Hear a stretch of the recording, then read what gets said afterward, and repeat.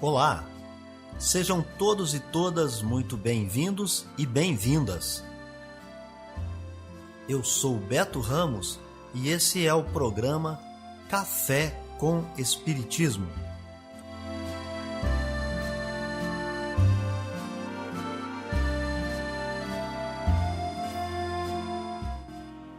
Um programa diário que aborda temas da filosofia, de conhecimentos gerais e de espiritismo. A verdade é o conhecimento que liberta.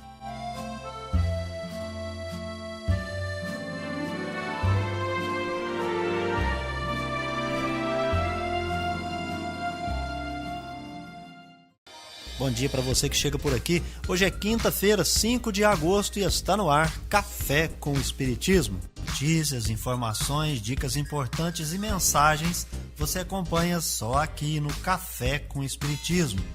E nós já trazemos para vocês as efemérides, os fatos históricos, as personalidades e o dia na história.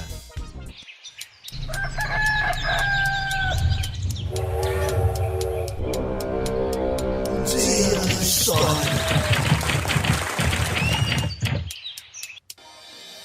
No dia 5 de agosto nasce a atriz fluminense Natália Timber. Em 5 de agosto nasce também o escritor fluminense José Cândido de Carvalho, autor da obra O Coronel e o Lobisomem, que ganhou o Prêmio Jabuti no ano de 1965. O dia 5 de agosto nasce também o compositor paulista de música caipira João Batista da Silva, famoso e conhecido como João Pacífico. Em 5 de agosto também é a data de nascimento do produtor musical e compositor fluminense Carlos de Carvalho Cola, o Carlos Cola.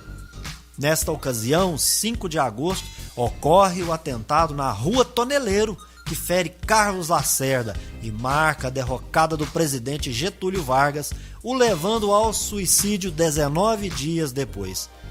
Esta data, 5 de agosto, é também a ocasião da fundação da Associação Brasileira de Reabilitação. É a ocasião também em que se comemora o Dia Nacional da Saúde. 5 de agosto é a data instituída pela Lei nº 5.352, de 8 de novembro de 1967, com a finalidade de promover a educação sanitária e despertar no povo a consciência do valor da saúde. 5 de agosto é o Dia Nacional da Vigilância Sanitária, criada pela Lei 13.098, de 27 de janeiro do ano de 2015. Durante esta data, são realizadas atividades celebrativas envolvendo o SUS, Sistema Único de Saúde, e também o Sistema de Vigilância Sanitárias em todas as esferas do governo. Viver bem. Dicas de como conviver harmoniosamente em todas as fases da vida. Para você que busca sua melhora individual, temos dicas de esportes, alimentação saudável, leitura edificante, hábitos espíritas e profissões. Viva bem e favoreça sua saúde física, mental e espiritual. Chegou o momento de você escolher a sua carreira? É normal ficar em dúvida sobre qual profissão a seguir, uma vez que são várias as opções e é possível que você se sinta atraído por boa parte delas. Então acompanhe comigo as dicas de profissões. Você quer ser um designer gráfico? Sua principal atribuição é comunicar-se visualmente o que acontece por meio de desenhos, diagramação, imagens e animações. Você se depara diariamente com o trabalho desse profissional, quando você observa logos, marcas, embalagens, revistas, jornais, anúncios e camisetas. Quem quer cursar design gráfico precisa, acima de tudo, ter criatividade. Porém, não somente isso. É necessário habilidade de organização, comunicação e, se dar bem com a tecnologia. Notícias do Brasil e do mundo é aqui no Café com Jornal. Um projeto coordenado pelo CNJ, o Conselho Nacional de Justiça, pretende identificar, por meio da biometria, toda a população carcerária do país até agosto de 2022. A iniciativa, chamada de Ação Nacional de Identificação Civil para Pessoas Presas, foi lançada nesta terça-feira e tem a colaboração de mais de 150 instituições. O presidente do CNJ, ministro Luiz Fux, calcula que até o final de setembro serão distribuídos 5.000 kits de biometria, um para cada unidade prisional do país. O Tribunal Superior Eleitoral participa da ação mantendo os dados em um cadastro nacional único. Durante o lançamento, o presidente do TSE, ministro Luiz Roberto Barroso, destacou as consequências da falta de identificação correta dos presos.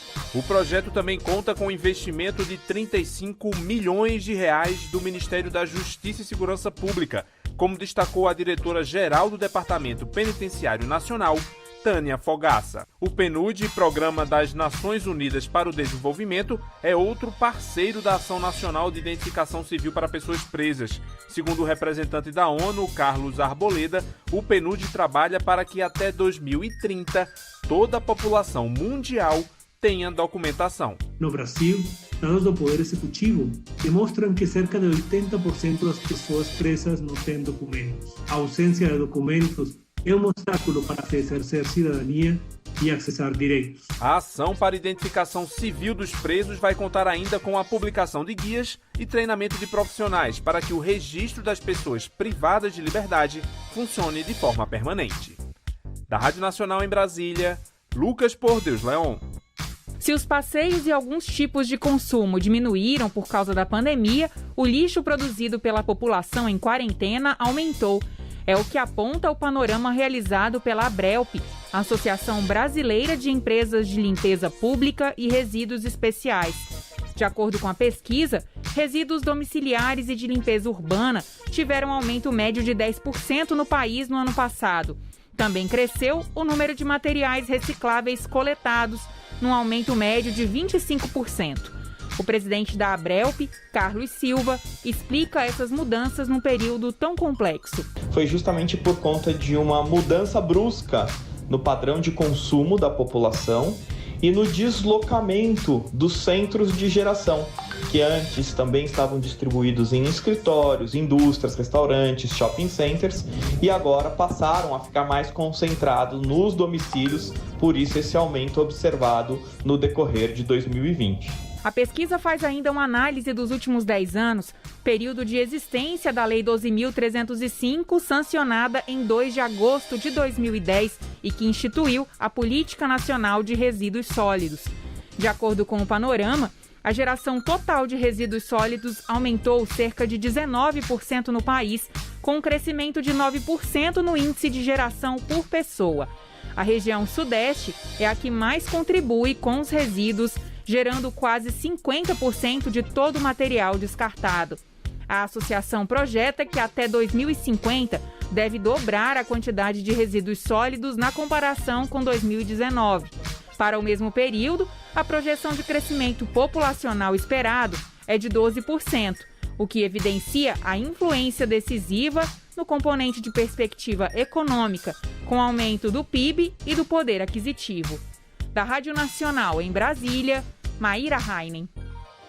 Vanderlei Luxemburgo está de volta ao Cruzeiro. O técnico de 69 anos assinou o contrato nesta terça-feira e chega à Toca da Raposa na quinta-feira. O treinador assume com a missão de recuperar o clube na Série B do Campeonato Brasileiro. Os mineiros estão na zona de rebaixamento, na 18ª posição, com apenas 13 pontos, e não vencem há mais de um mês. Foram 9 partidas neste período, com 6 empates e 3 derrotas. A provável estreia será neste sábado, às 11 da manhã, contra o Brusque, fora de casa, pela 16ª rodada da Série B. É a terceira vez na carreira que Luxemburgo estará à frente do Cruzeiro. Na primeira passagem, entre 2002 e 2004, conquistou a tríplice coroa pelo clube, levantando as taças dos campeonatos mineiro e brasileiro e da Copa do Brasil de 2003. Um aproveitamento que superou 70%. O técnico retornou à Raposa em 2015, mas ficou só 3 meses, com 6 vitórias, 3 empates e 10 derrotas. O último trabalho de Luxa foi no Vasco. Ele assumiu o Cruz Maltino na reta final do Brasileirão de 2020, mas não evitou a queda do clube carioca à Série B. Foram 3 vitórias, 4 empates e 5 derrotas no comando do Gigante da Colina. Lincoln Chaves, de São Paulo, para a Rádio Nacional. Amor à sabedoria. Está no ar o Filosofando. Indução, ciência e causa final. Aristóteles não tinha ficado inteiramente convencido com a bizarra teoria das ideias de Platão.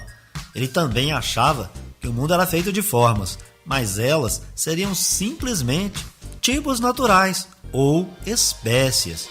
Para ele, o papel do cientista é descobrir o que são essas espécies e explorar suas propriedades. Esse foi um dos motivos pelos quais Aristóteles reconheceu a importância da indução. Ao sermos capazes de generalizar indivíduos específicos para espécies, estamos começando a fazer ciência. Podemos utilizar generalizações indutivas sobre as espécies para fazer uma dedução sobre um indivíduo específico. E isso dá à ciência o poder de fazer uma previsão. Para Aristóteles, só as coisas individuais existem e não as formas. Ele também estava convencido de que tudo tem uma causa final ou função potencial. Assim, o fogo tem potencial constante de se mover para cima e os objetos pesados de cair, de se mover para baixo. Outras coisas, como plantas, animais e seres humanos, têm funções muito mais complexas. Aristóteles pensava mais ou menos assim: é porque tudo e cada acontecimento tem uma causa. Se recuarmos até o começo dos tempos, chegaremos à conclusão de que deve ter havido uma causa primeira, ou primeiro motor, alguma coisa bem parecida com o Criador divino. Essa explicação circular foi chamada de explanação teleológica ou argumento teleológico. É como se a causa fosse um puxador interno, uma finalidade última, e não um propulsor separado. Filósofos e cientistas contemporâneos são menos confiantes em relação a afirmar o que seria esse puxador. E depois da teoria evolucionista de Darwin, eles já nem acreditam que alguma coisa desse tipo exista. Café com Espiritismo. É hora da mensagem espírita. A verdadeira propriedade. O homem não possui como seu senão aquilo que pode levar deste mundo.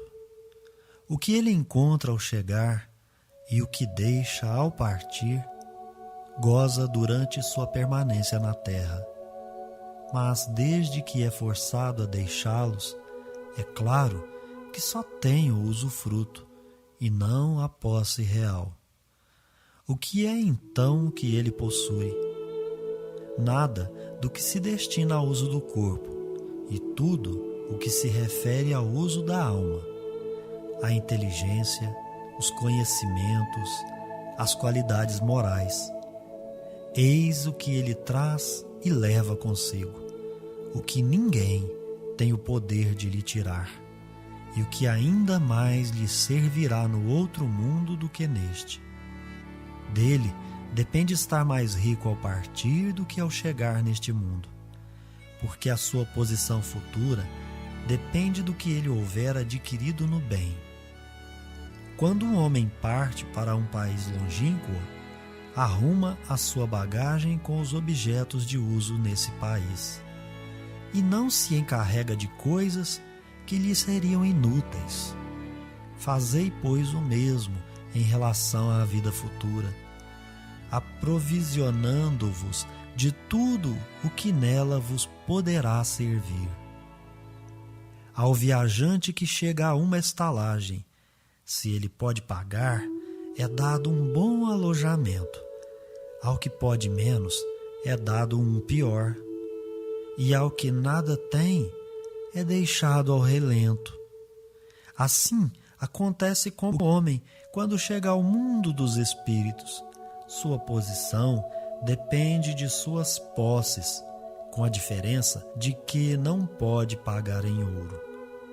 Não se lhe perguntará quanto tinhas na terra, que posição ocupava, eras príncipe ou operário, mas lhe será perguntado o que trazes.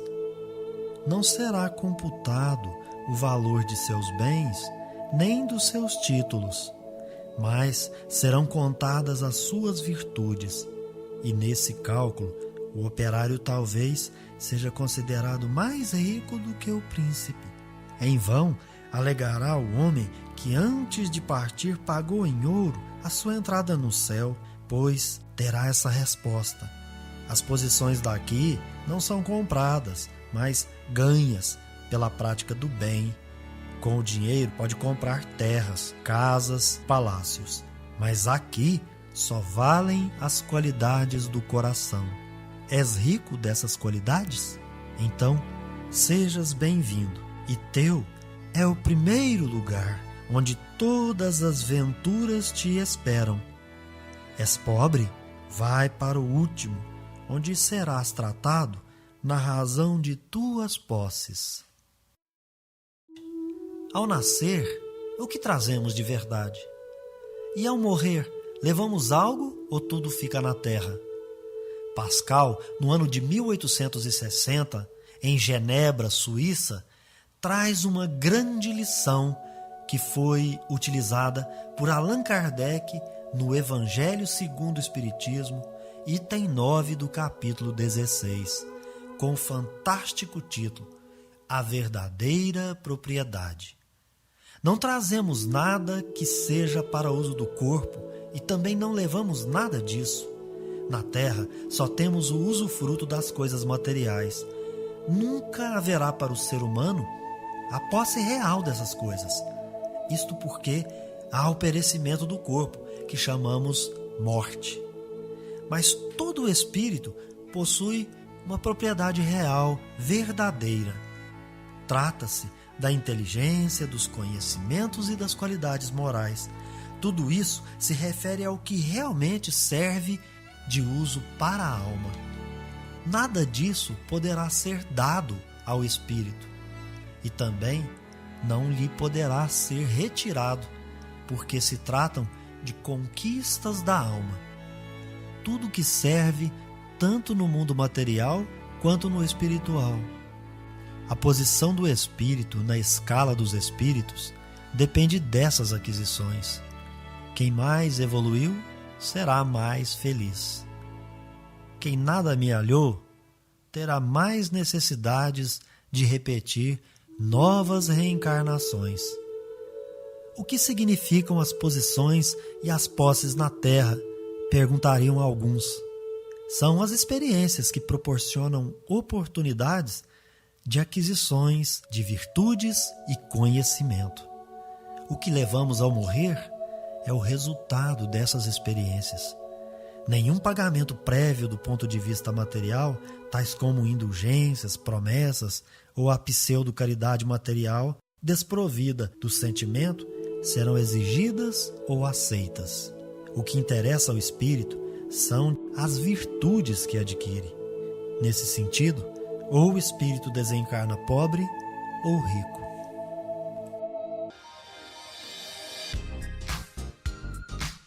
Então é isso aí, pessoal. Se inscreva no nosso canal, deixe o seu comentário, a sua impressão. Um abraço, até o próximo Café com Espiritismo. Tchau! Este foi o nosso programa Café com Espiritismo. Um oferecimento de Instituto Revelare. Se inscreva em nosso canal, acione o sino das notificações e se torne membro para apoiar os projetos. Nós nos encontramos no próximo episódio.